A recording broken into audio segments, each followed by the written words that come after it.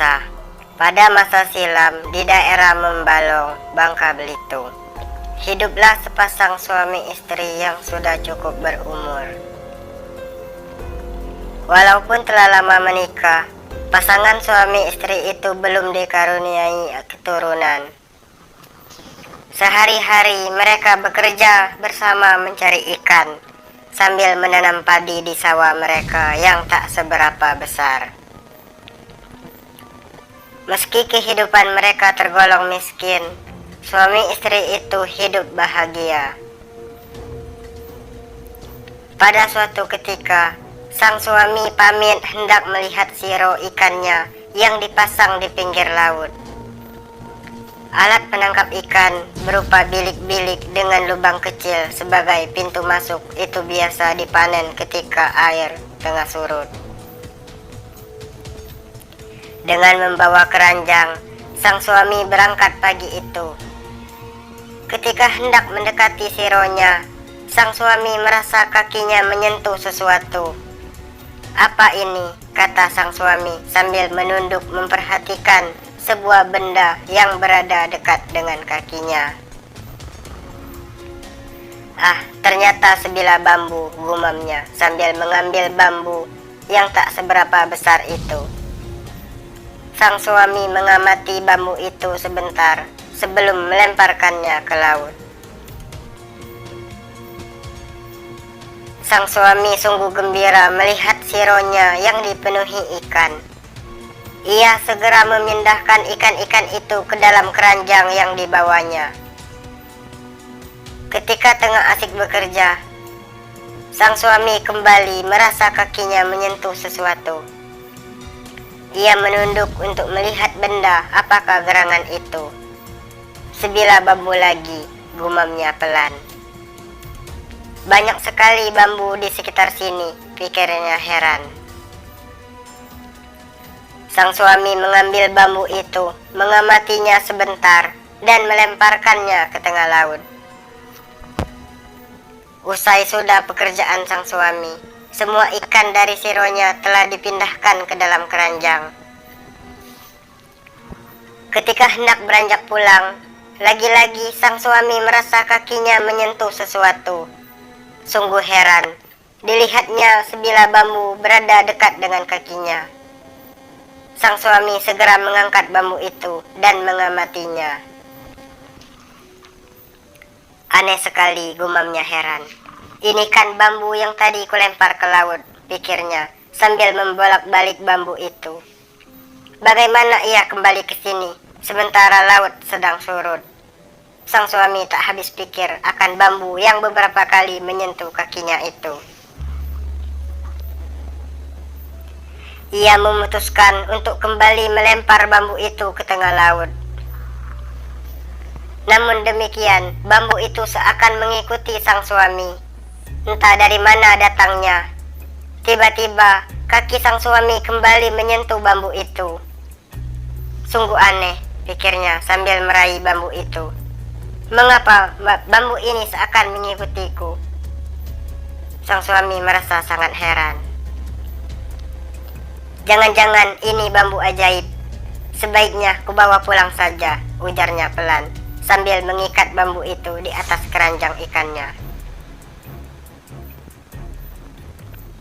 Saat tiba di rumah, sang suami lupa menceritakan perihal bambu itu kepada istrinya. Ia pun tak melepaskan bambu itu dari keranjang ikannya.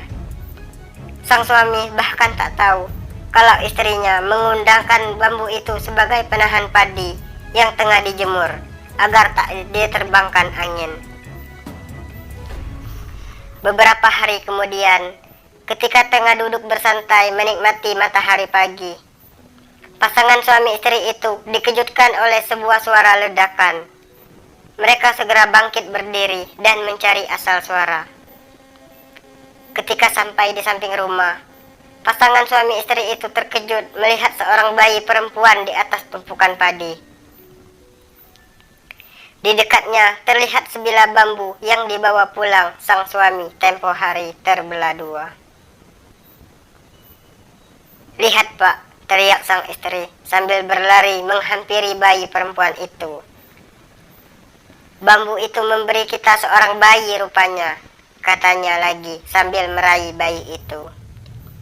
Sang suami teringat akan bambu ajaib yang ditemukannya di pinggir laut. Rupanya benar, bambu itu adalah bambu ajaib, pikir sang suami senang. Ia sangat gembira. Tuhan mengaruniakan mereka seorang anak dengan perantaraan bambu itu. Sang istri menimang-nimang bayi perempuan yang berparas cantik itu dalam gendongannya. Mereka membawa bayi itu ke dalam rumah. Hari terus berlalu. Sepasang suami istri itu merawat bayi mereka dengan baik dan memberi nama Putri Pinang Gading. Keduanya sangat mencintai bayi itu. Tak terasa, Putri Pinang Gading telah tumbuh menjadi seorang gadis remaja yang cantik jelita. Ia memiliki kesukaan yang jarang dimiliki anak perempuan. Kesukaannya memanah sedari kecil membuat Putri Pinang Gading menjadi seorang pemanah ulung. Keahliannya itu digunakannya untuk berburu. Ayahnya dengan setia selalu menemaninya ketika putri sematawayangnya itu hendak pergi berburu ke hutan. Pada suatu hari, terdengar berita bahwa kampung tetangga mereka mendapat serangan seekor burung buas yang bertubuh besar. Bukan hanya hewan ternak yang dimangsanya, burung itu bahkan telah memangsa seorang penduduk. Akibatnya, tak ada warga yang berani keluar rumah. Putri Pinang Gading sangat prihatin mendengar berita itu. Ia berniat menggunakan keahliannya memanah untuk menolong. Ayah, aku ingin sekali menolong kampung tetangga kita, ujar Putri Pinang Gading ketika tengah menyantap makan malamnya. Sang ayah terkejut. Begitu pula dengan ibunya. Bukan mereka tak menghargai niat baik putri mereka. Namun, bahaya yang mengancam membuat pasangan suami istri itu takut kehilangan Putri Pinang Gading. Sebaiknya kau berpikir lagi, putriku, ujar sang ayah, berusaha membujuk ayah dengan burung itu besar dan ganas. Ayah takut kau dimangsanya, nak, tambahnya lagi. Iya, putriku, benar apa yang dikatakan ayahmu, kata sang ibu dengan suara menahan tangis. Kami takut terjadi sesuatu padamu, nak. Putri Pinang Gading tetap pada pendiriannya.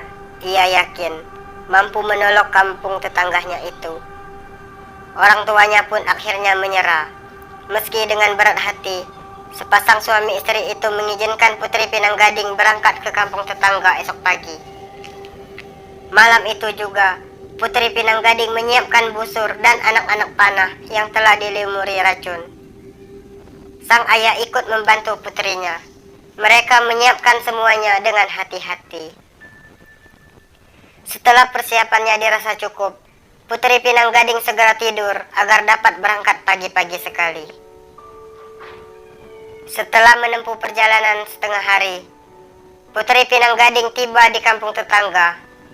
Suasana kampung itu sungguh sepi karena tak ada seorang pun yang berani keluar rumah.